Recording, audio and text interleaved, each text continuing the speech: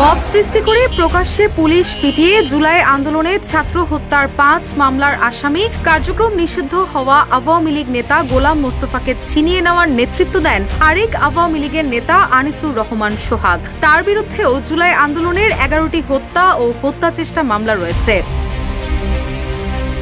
আসামি ছিনিয়ে নেওয়ার এই মিশন বাস্তবায়নে সোহাগকে সহায়তা করেন দুই সহযোগী আরিফুল হাসান মীর সাগর ও সোহেল শাহরিয়ার। আর পুরো মিশন বাস্তবায়নে ১৭ জন সরাসরি হামলায় নেতৃত্ব দেন। পলাতক আওয়ামী লীগ নেতা গোলাম মোস্তফা সহ অন্যরা যেন দেশ ত্যাগ করতে না পারে সে লক্ষ্যে পুলিশের বিশেষ শাখায় এসবিতে প্রতিবেদন দেওয়া হয়েছে। পুলিশের উপর হামলা চালিয়ে আসামি ছিনিয়ে নেওয়া মামলার অভিযোগপত্রে এসব তথ্য উঠে এসেছে।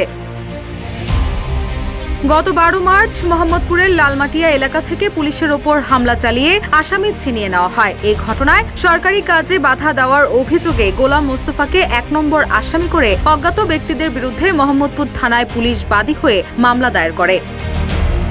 মামলার তদন্ত কর্মকর্তা এসআই মোহাম্মদ শাহাদাত হোসেন বলেন, অভিযোগপত্র আদালতে জমা দেওয়া হয়েছে। আসামিরা সরকারি কাজে বাধা দিয়েছে এবং পুলিশের উপর হামলা করে আহত করেছে। এগুলো ভিডিও ফুটেজে প্রমাণ আছে। কাউকে এখনো গ্রেপ্তার করা সম্ভব হয়নি বলেও তিনি জানান।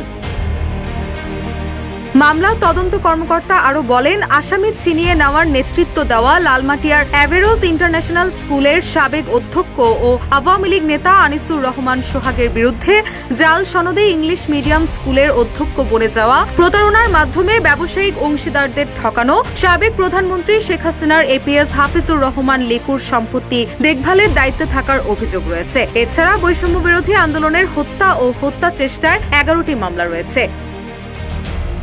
শুধু তাই নয়, আওয়ামী লীগের কেন্দ্রীয় নেতা জাহাঙ্গীর কবির নানকেরও অন্যতম সহযোগী এই গোলাম মোস্তফা। তার নামে মোহাম্মদপুর, রামপুরা, বাড্ডা ক্যান্টনমেন্ট ও চকবাজার থানায় জুলাই আন্দোলনে ৫টি হত্যা মামলা রয়েছে। রুশা সুর, নিউজ ডেস্ক, ইত্তেফাক।